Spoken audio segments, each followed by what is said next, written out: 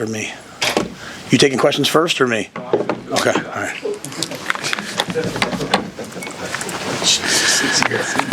Thanks, Trevor. So turn it over to Coach for some opening comments and questions.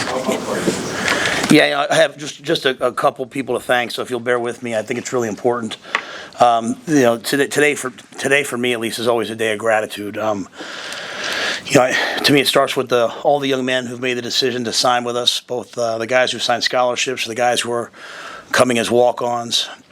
Julie and I, as two parents that have a son finishing his senior year in Charlotte, who's decided to come to Nebraska and be a freshman next year.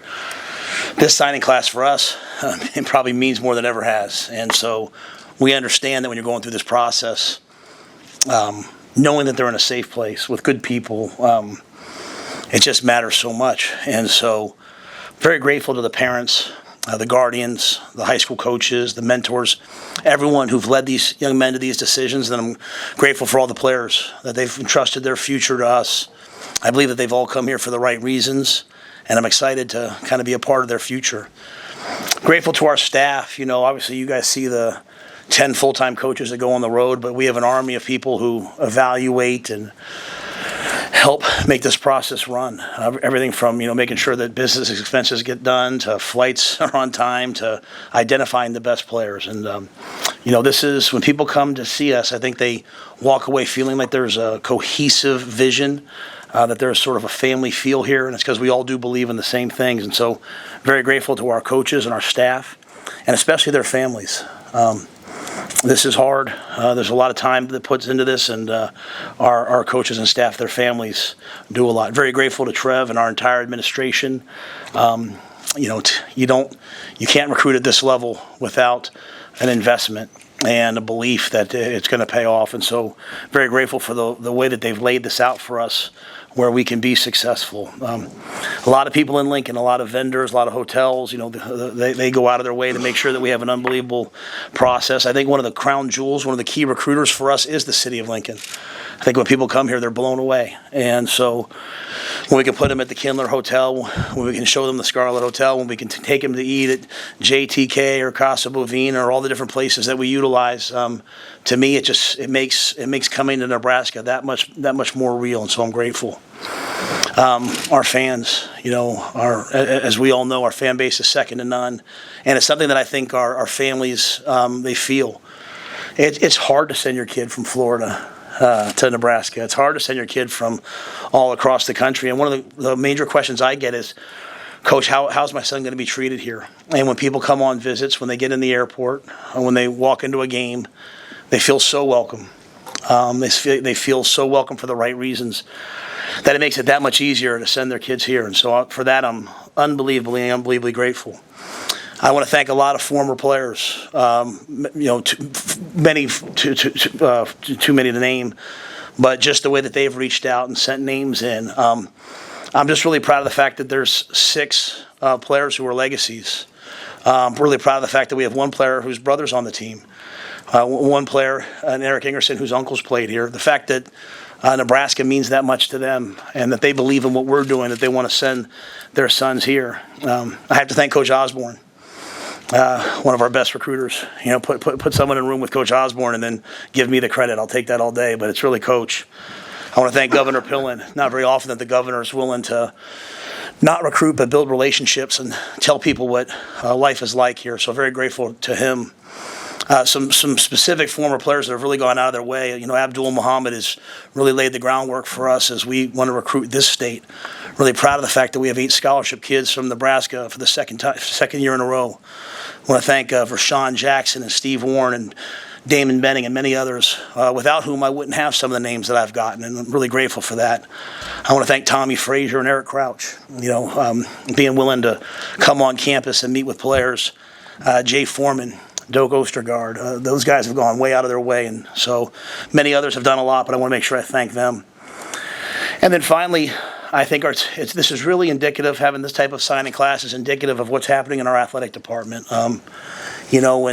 When your women's soccer team is Big Ten champs, when you see what the basketball team is doing, it might not seem like a lot, but you're trying to find things to talk about with guys, and you were talking about, hey, did you see us beat Michigan State, or taking the Dylan Raiola and going over and watching, Jazz score 25 the other on Sunday. I mean, those things matter. On a personal note, I want to thank Coach Cook and our women's volleyball team. What they did this year was awesome. And for Coach Cook to do that with such a young team, I know it's brought my family and I closer. I mean, I had Baker Mayfield call me from Tampa. He's like, hey, I'm going to the game on Thursday, bro. Like, I mean, you got people all across the country talking about our women's volleyball team, and to do it so young. And I loved what Harper said after the game. We took the staff yesterday to see day by day, and I wasn't there. Trev can maybe talk about it better than I can, but I don't know if 94 and 95 don't happen if 92, 93 doesn't. I don't know if 97 doesn't happen if 97 doesn't happen if it's not for 96. And I just love being a part of this level of excellence in so many areas of our athletic department. And I think it's part of why you look across the country, people are getting so excited about Nebraska football. Finally, I have to thank 1890. They have backed these student athletes. They have backed these players. For us to sit here, I know people are going to ask me about the portal. We have our own portal, and we got Bryce Benhart out of that portal, and we got Ben Scott out of that portal, and Giff deciding to come back, even though he's probably going to get drafted, and Ty Robinson, passing on the chance to get drafted to come back. I mean, that's unbelievable. John Bullock coming back. And you're just very grateful for the experience these guys are having, whether it's, Dennis or Keith Zimmer in life skills, but also the way that our student athletes have been supported by the Pete family, by Matt Davison, and all the people who've donated. Thank you so much, because this is the modern world of athletics, and we are being supported by an organization that's run the right way and doing things the right way, and that comes across to us each and every time we talk to a student athlete. And then finally, our players. Our players are our best recruiters. When they tell our players what it's like here, when they tell recruits what it's like here, recruits listen. And the feedback's been excellent. I think you guys have seen that by the lack of guys going into the transfer portal. People are excited about being part of this program, and that's why we've been able to sign so many guys. So I know that was long, but I am extremely grateful for them. I know you guys have a lot of questions, so I'm happy to answer them. Hey, Coach, can you speak on just the path of Dylan Raiola and kind of the options you weighed with quarterback? I know you brought in a transfer guy for a visit and looked at some transfer guys, but kind of how you ended up with what you did at quarterback? Yeah, I'm always going to explore everything. But at the end of the day, really for me, as I said to you guys, I was never really too interested in one-year quarterbacks. I believe in doing due diligence. I don't believe in just, making statements, and, so I always look at those. But I think it was really important to me that Chubba and Heinrich have earned the right to me to have a chance to go compete in the spring without someone coming in, that's a year ahead of them. So that was first and foremost. So we looked at some things, but didn't make any offers to anybody. We just wanted to stay kind of true to that message that we had really from the end of the year. Daniel Kalen's been loyal to us from the very beginning. We believe in Daniel. We believe in his skill set, his processing, how quickly he sees it. I love the fact that, even this past weekend he had opportunities and he just wants to compete and wants to be a Husker. That's, as I sat there and watched that show yesterday and they talk about Tommy Frazier and Brooks Behringer, just hey, I want to be here and I want to compete. And I appreciate that about him. And then, Dylan called last Sunday and just said, hey, Coach, my heart keeps telling me to come to Nebraska. Can I come take another look? And, I challenged him like, hey, make sure you're serious about this, because, I don't want this to be something that, isn't right for you. And he said, no, my life has greater purpose than just, being the top recruit. I know what Nebraska means to my family. I know what it's meant to me. And I'd like to come there. And so I think in the end, to have a player of Dylan's caliber, not his recruiting, but his caliber, his arm talent, his ability to see the field, but probably more than anything, his work ethic and how much he cares about the game. We obviously took that. So I feel great about our quarterback room. We've got 4 players that we believe in. With the young players, with the 2 freshmen, I think it's really important that they follow the right trajectory. It's not about coming in and scripting for success. It's about teaching them how to play quarterback the way we want our quarterbacks to play. And that's why I didn't want a quick fix. To me, I want to build this thing with guys who've been in the program, who learn our way of thinking, our way of seeing the field, our way of viewing defenses, our way of calling protections, our way of training. So I think as we move forward, everything will be earned, nothing will be given, but it'll be great competition, it'll be great learning and great development, and we have some pretty special players in that room. Do you intend to keep that same apparatus around who teaches them how to play quarterback? I'm not talking about that today, with all due respect. This is all about the recruits today.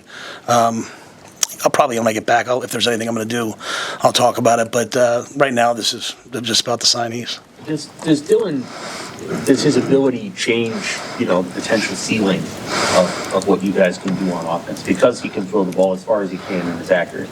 That's a great question. I think, when we think about who we want to be, right? We would love to be a diverse offense like the 49ers, kind of translated to college. And I think when you get players like Carter Nelson and, you get players, that are kind of positionless players, they allow you to do that. But part of that is the ability to stretch the field and throw the ball down the field. And so we want accuracy. We want guys who are going to protect the football.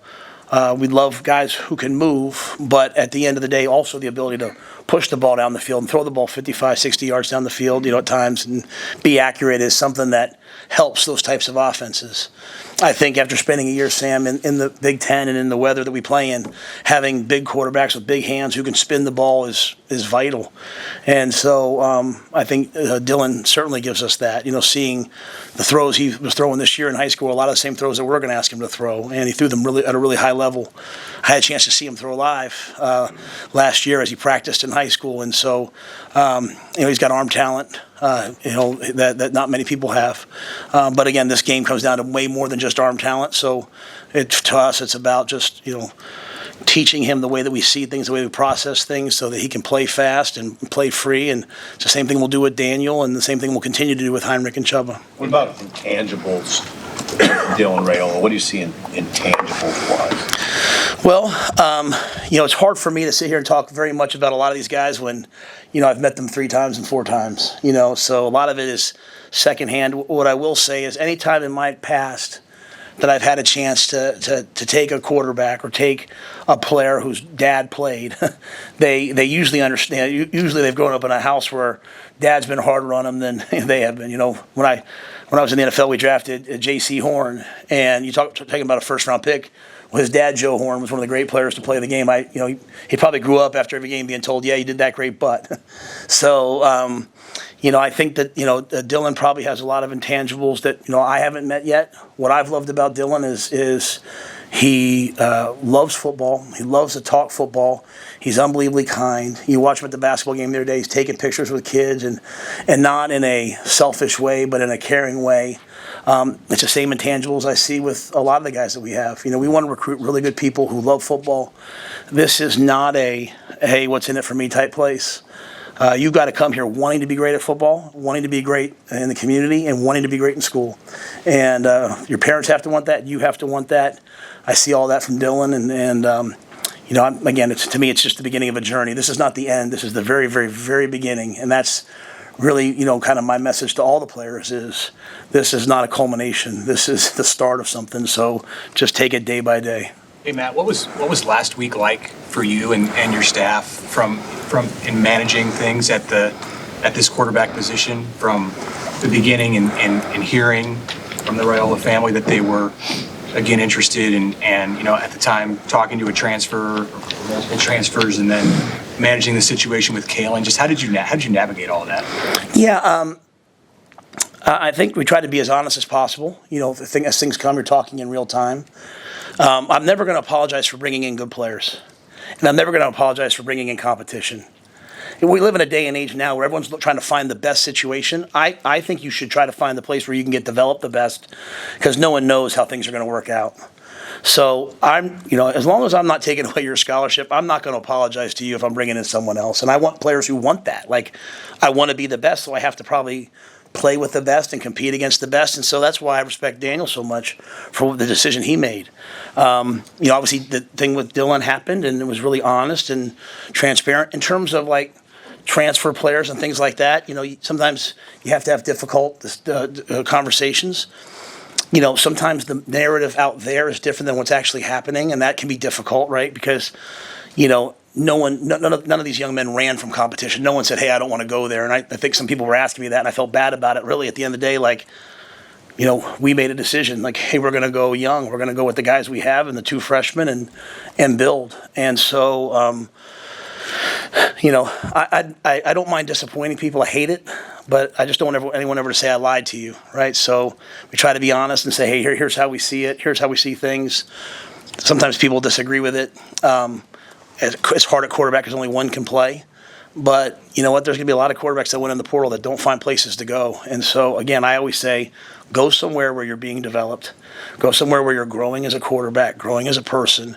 And you know what? Eventually, things happen. You'll have your chance to get on the field. And when you get on the field, crush it. We played 3 quarterbacks this year. And, the odds would say that most teams will probably play at least 1 or 2 moving forward. Did you stay connected and keep those lines of communication open with Dylan? Yeah, once Dylan committed to Georgia, I didn't recruit him anymore. I mean, I still would talk to him when they came to the Michigan game. I hugged him. Good to see you, bro. How's things going? And I don't really recruit guys after they commit somewhere very often. I just kind of feel like, hey, it's that they're, I won't say not always. Sometimes I do, but I think in that decision, it was just sort of like, hey, go ahead. I appreciate it. Obviously he has a unique perspective in that, his uncle's on staff. So, everyone knows in recruiting, everyone is the same way every day. This year we started off 0-2. I was like, you kind of got to see us what we were like at 0-2. Then we won 3 in a row. Oh, what are they like after they won 3 in a row? Then we kind of the yo-yo of the season. You could probably find out a little bit more about us from his uncle. Like, hey, what are they like when things are going good, when things aren't going well? Again, that's why I point to the guys that want to come back and play their 6th year. Doesn't happen everywhere. So. But yeah, in terms of the relationships, I just, maybe he'd shoot me a text here, good win, coach, or something like that. But I'm really respectful of Georgia and Coach Smart's program. To me, this wasn't about Georgia. This was just about a kid that grew up a Husker fan that in his heart wanted to come back and be a Husker. What do you like about Graham Briggs? Yeah, when I first got here, Donovan told me, he said, hey, there's this guy that came to our camp last year. He's really special. I love, besides the person and the player that, the person that he is, the family, I love his versatility. I've seen him wrestle. I've seen him play in the band. I've seen him play football. I mean, he can kind of do a little bit of everything, but I love his hat speed. When you're looking for there's a lot of big offensive linemen. There's not many that are as explosive and athletic as Grant is. And so, I've really enjoyed my relationship with him and his family. Very, again, it's about an hour 15, an hour 20 from his house to here. There's a lot of really good players in this area, and the ability to have him want to come here and join us, despite having all the offers that he did, was big for us. Again, we want to grow the offensive line sort of the same way. We like to grow it the hard way, through recruiting, through development. He has a lot of talent that, if developed properly, we think can be an excellent player. Hey, Matt, just a housekeeping question. Does Dylan then, from day one, does he compete for the starter's job here? Yeah, everybody does. Yeah. Yeah, there's no, we're a team that started multiple non-scholarship players last year. Like, competition is king, so every player, nothing's handed anybody. So, nothing's handed anybody. Matt, you took just one portal guy this year, at least as of now.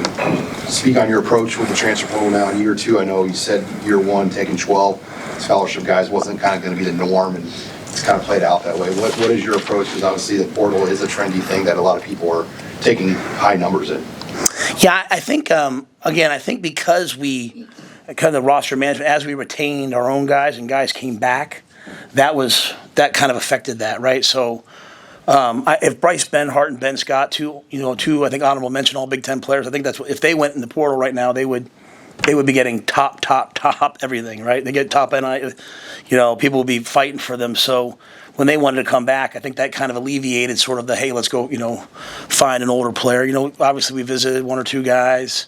The portal's still open, so things could change. But, Bly was a unique deal to us. Like, we really saw, that 6'3" corner that can run. Dad's an NFL player. Mom's a great athlete. We think he has years to develop, in our system and can be a really good player. So we'll recruit a couple more guys, I'm sure. But a lot of it's just our numbers. We've recruited a lot of high school kids the last 2 years, and that was important to me to have this strong base of high school players. not knowing how many we would lose. Well, we really haven't lost very many guys, and so this will be a smaller class, I'm assuming, this year, coming in this next high school recruiting class. But again, I'm not against the portal at all. I just, when everyone comes here, I want them coming here for the right reasons and to fill a role and have a vision. And we have a vision for Bly. We might have one for one or two other ones as we move forward. I think you added 4 players from maybe 5 from the city of Miami or the Miami area. Who's doing your recruiting down there for you? Like, who do you want to kind of give a shout out to for not just, flipping the players, but also kind of doing the groundwork and finding those guys?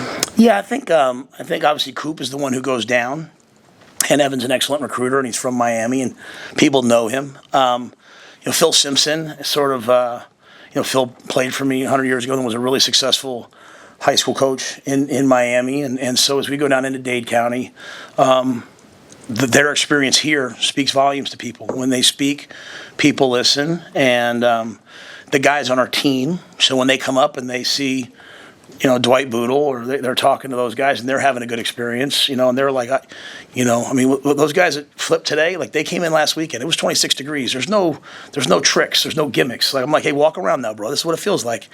And but they recognize Rhule and they recognize what's transparent and they're coming for the right reasons. And so that was a big day for us today, to get a player of, Willis McGahee's talent and ability level and the way his brain works and an unbelievable family and, to get Amari, to get Larry, to have Vincent just kind of flip over now. I mean, those things are all really big things for us. Coach, when it comes to recruiting in state, what was sort of your reaction, the staff's reaction to how you guys were received when you would go to a high school in Omaha, or you'd go to Ainsworth and recruit somebody? What was the reaction like for you guys? Oh, well, people have been unbelievable. Since the day we got here, we go to a clinic, people are there. I think the high school football here is really, really strong. You think about it, we signed, I'm doing some national shows, and they're like, well, you signed 8 guys. I know Notre Dame signed a player out of here too. Illinois signed a player out of here. So it's not like we got every one. It's not like, there's 10, 11, 12 Division I players here.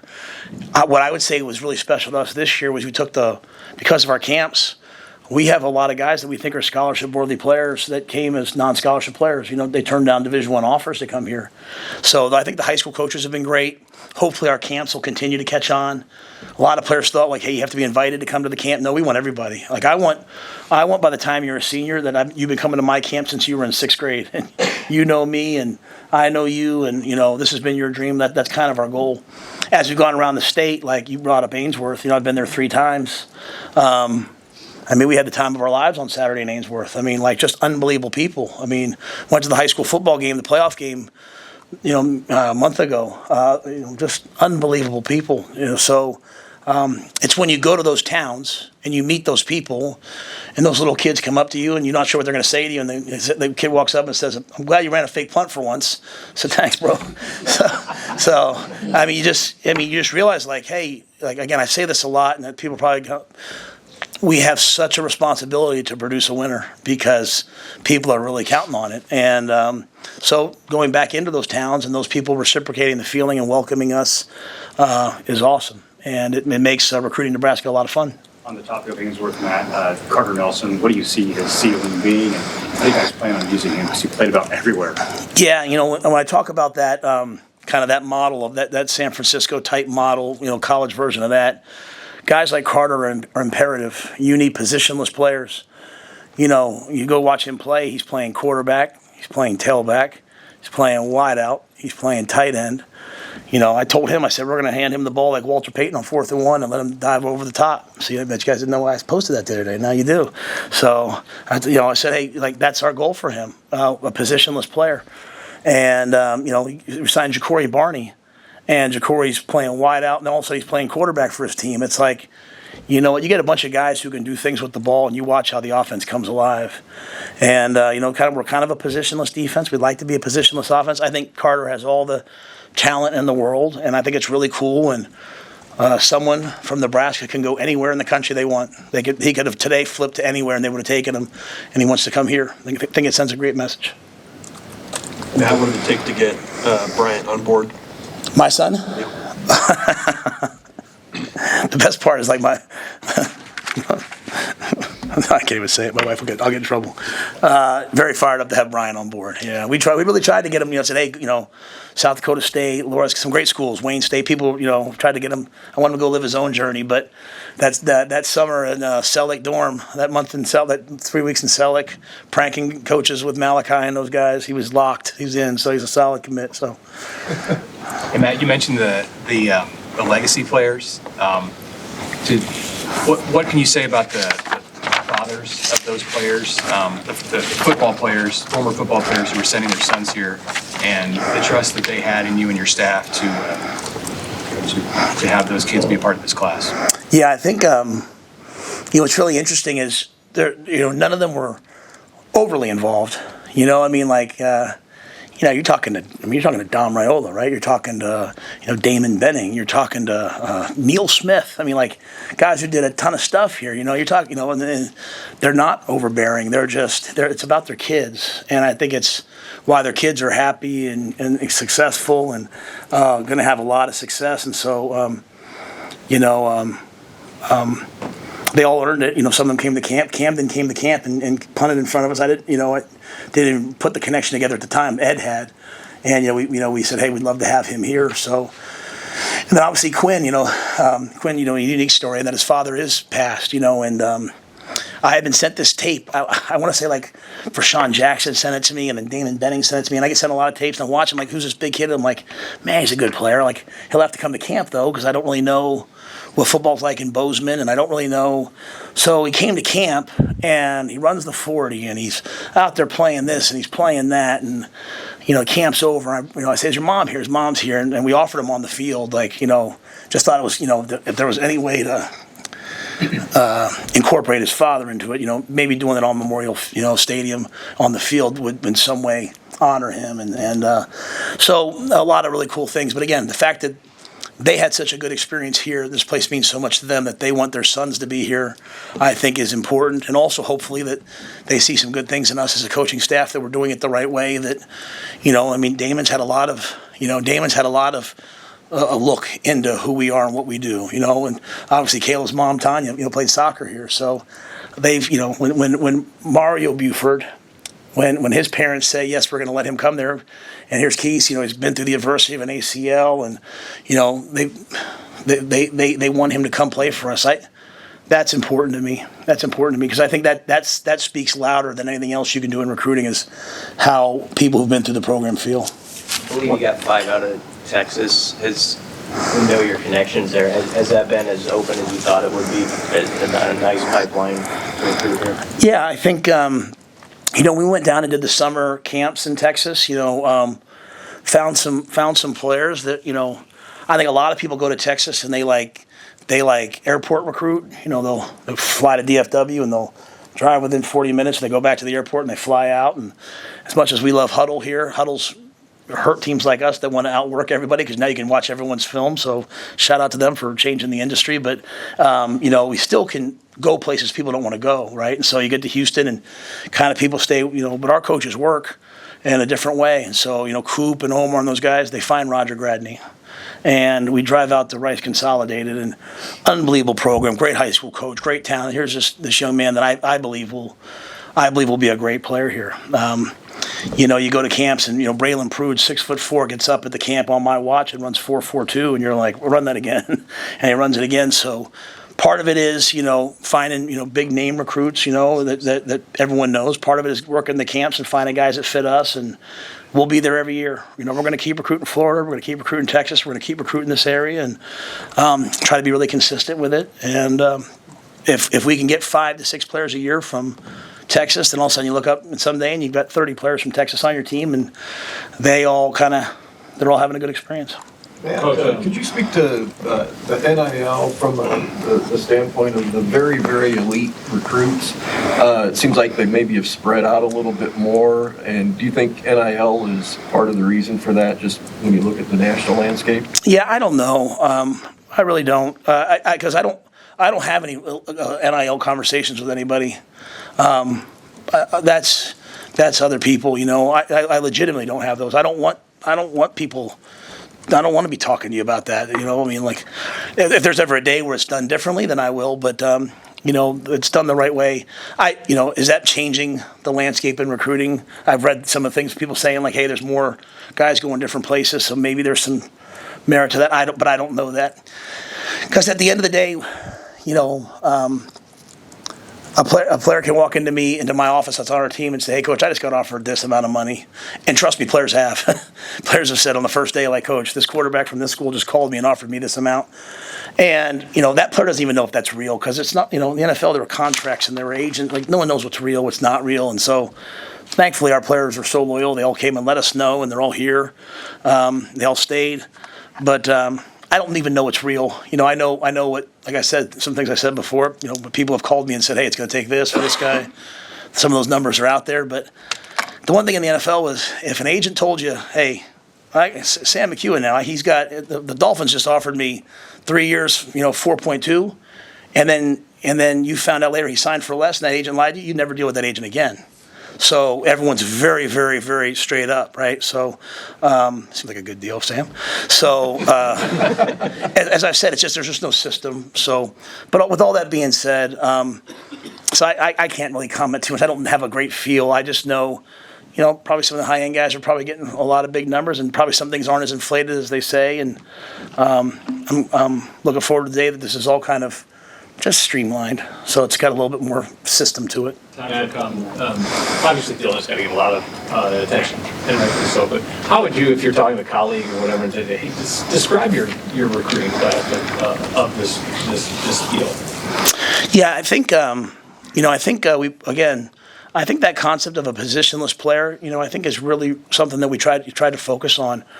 We took a lot of guys from our camps, and we will continue to take a lot of guys from our camps that maybe might seem unrecruited, but we believe in our coaching ability. We believe in height, weight, speed traits, and when we look at a player, it might list him as a safety, but we think someday they're going to rush the passer. It might list him as a wideout, but we think someday they're going to. And as long as we have players who believe in that process and get here and get with Corey and Kristen, our development, our staff here, I think can do wonders with players. And so I don't sign a player unless I believe that they have a chance of playing in the NFL. I look at them and say, like, hey, do they have the height, weight, speed, things might have to go right. But so I think that led you to sometimes, like, people say, like, man, you signed 7 DBs. And I'm like, yeah, kind of. I think he'll play here. I think he'll play here. You look at, last year, Jeremiah Charles, we signed him as a wideout. We think he's going to be an unbelievable corner. So sometimes they have to get here. So. And then I think a reemergence on the offensive line. We signed a couple guys that came to our camp that, to me, remind you of what a Nebraska offensive lineman should be. Explosive, powerful. As they get bigger, are going to be really tough, physical, hard-nosed players. And then, as I said, a couple tackles that we're excited about that can grow. It's hard to find tackles nowadays.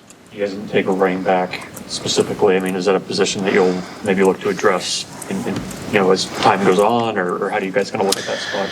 Yeah, we have 4 scholarship ones, and we have a couple guys who've walked on that we feel good about. So we weren't going to reach. We could always look in the portal if our numbers allowed us to.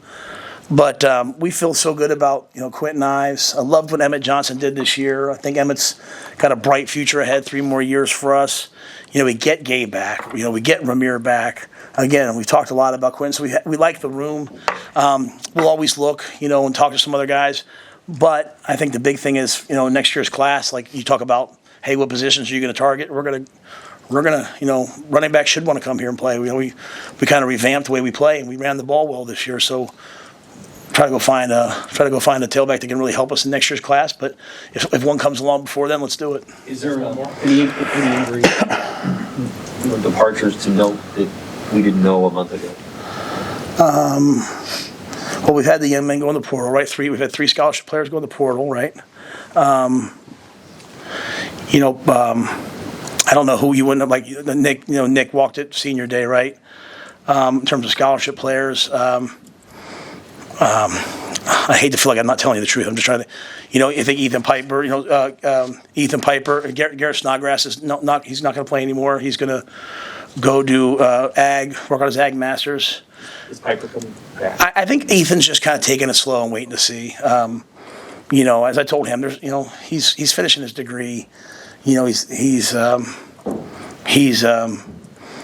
going to coach for us or play for us, but he can't do anything in the spring. So he's just going to kind of, I think, take his time on it. So I'm not sure where he'll end up on it, but he's kind of taking his time. Outside of Snodgrass and Piper, were there any others? Yeah, Eric Fields is no longer with us. Eric Fields went home. That's a good one. Thank you. He's out on the portal or just left the team? He's just home. Yeah, went home mid-semester. What are those calls like for you, coach, calling the players before they sign? I know Satterfield was talking with Danny over at WS, but you guys get those calls. What is it like to see the recruits before they sign?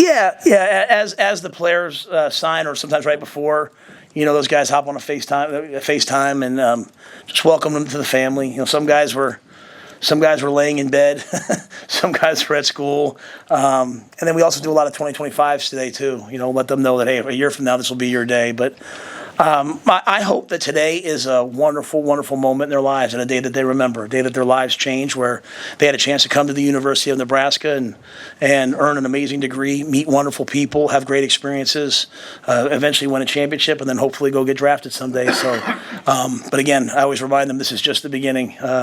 There is no linear path to greatness. There's ups and downs, ups and downs. The key is, I've learned in life, is that you want your highs to be higher than your previous highs, and you want your lows to be higher than your previous lows. And when young people understand that life just kind of goes like this, you have a chance and they have a chance. And so I'm really, as I said, grateful for this group. I think it's a great group. I think the group we signed last year was awesome. A lot of them played. And if this group is as good as last year's group, plus the guys we have coming back, I expect us to have a good team. All good. All right, guys.